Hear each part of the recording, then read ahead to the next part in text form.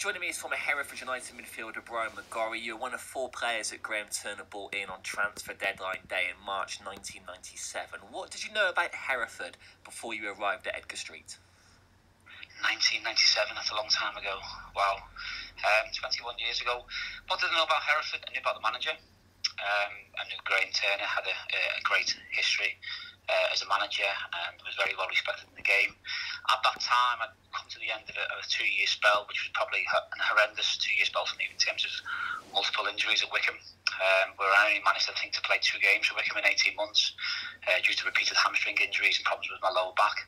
So when Graham kind of called me on a deadline day, or the day before deadline day, was actually just to describe what the club, the position that they were in, and what they fancy coming down and trying to help them beat relegation. I went down and met him.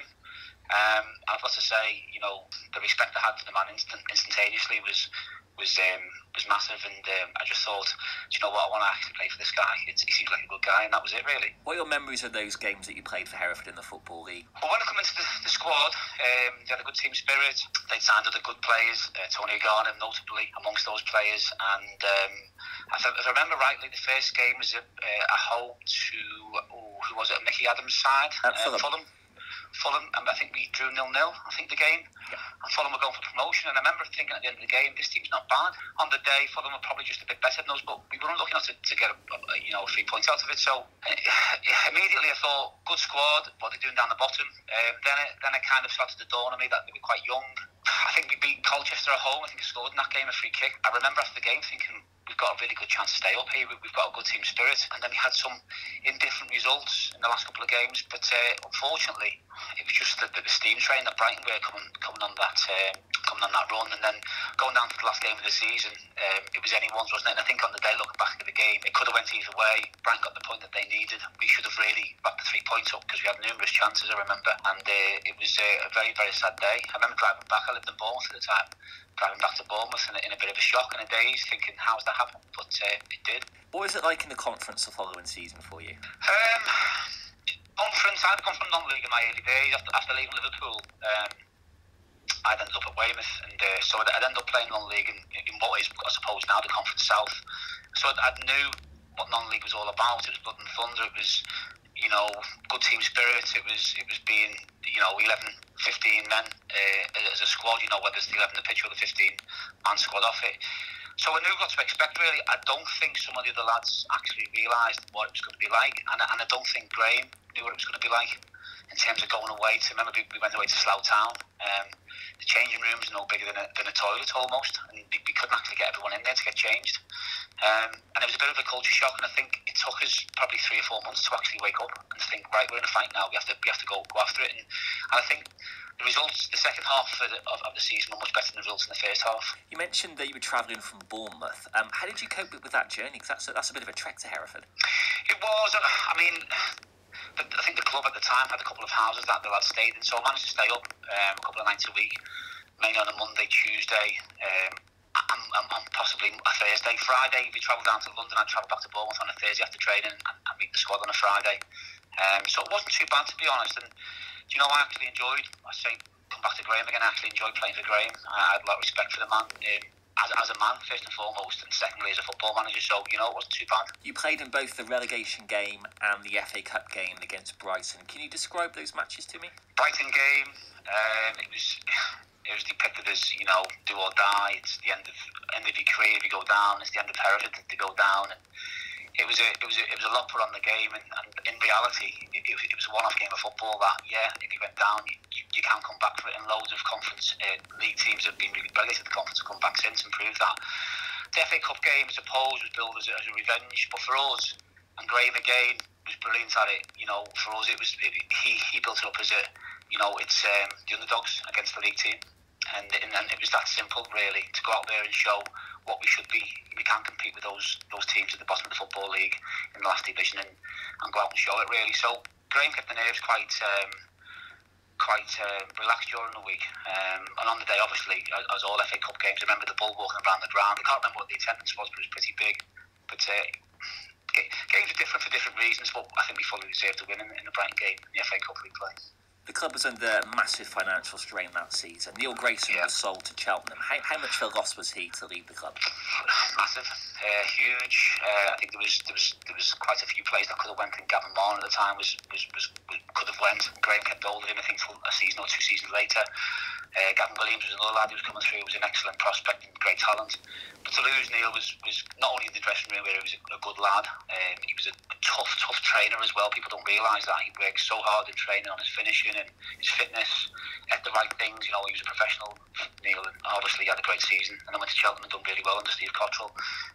So yeah, massive loss to us, but you have to accept it. The older you get in football, the more you come to realise about the finances and about the other things that surround football clubs, like budgets. When you're 18, 19, 20, that means nothing to you. When you get older, you realise that there are constraints around football clubs, especially like a club like Hereford. It would just have to be done, I suppose, to balance the books. That season you left Hereford, and was it a case of wanting to go back into the Football League, or was it more to do with the financial situation of the club? Well, funny enough, I'd agreed to stay at Hereford for further 2 years. I'd met Graham in a hotel right at the end of the season.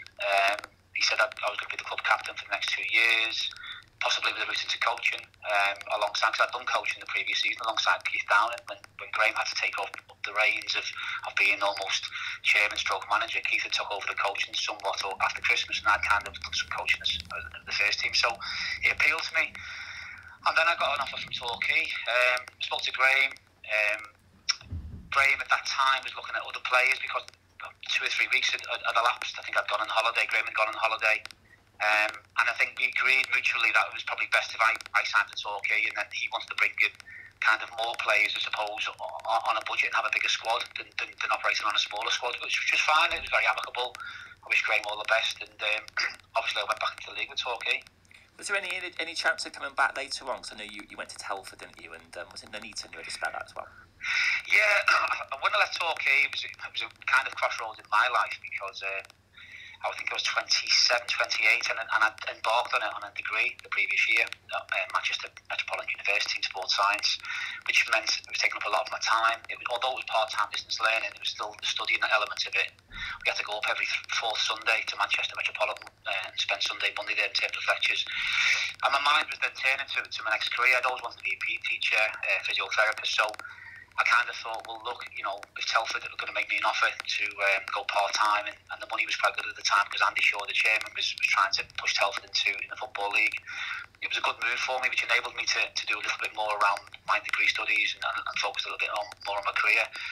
At the time, I'd had another chat with Graham, but again, Hereford were full-time, and really it didn't suit me at that time in my career. You retired from football now, and you're now working with Robbie Fowler. Can you tell us what's going on there? Well, yeah, I think in 2000 I started working at the local college in Liverpool alongside my studies, got myself qualified as a teacher, completed my degree. I'd opened up my own business in terms of personal training, so that was going well. I was still playing part-time. I'd gone into education, and I'd always kind of worked hard at school and tried wherever I went around the country, whether it was Hereford, Wycombe, I was trying to study at night school, study something, whether it was biology A-level or accountancy exams. So education was always massive for me, and as I say, I went into education at Liverpool, City Liverpool College, as it's now known.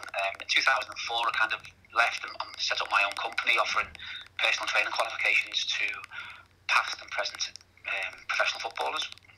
Because then they're coming to the end of the career, they need advice. So we've done that very successfully. We linked up with the PFA. Then we were asked to go and teach in schools in Liverpool, and then inside their sixth forms offering the BTEC qualification. That went really, really well. And then I got a phone call from someone who knew Robbie in 2013-14 saying, look, would we like to meet? We did. And we set up the college.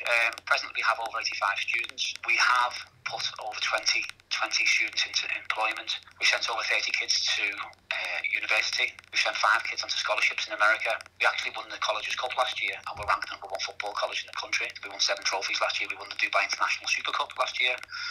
So what we've got is a lot of lads who've come into us who've played a good level of football, lads who've played in academies who've been let go, and given them not a second chance, because the odds are stacked against them in terms of becoming professional footballers, but we're often the pathway into semi-professional football.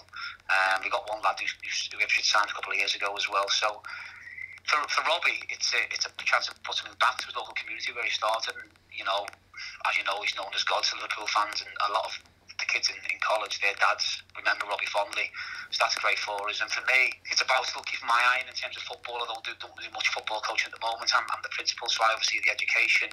I oversee recruitment. I oversee performance of ourselves. And we got good at Ofsted back in February. So it's going really, really well at the moment.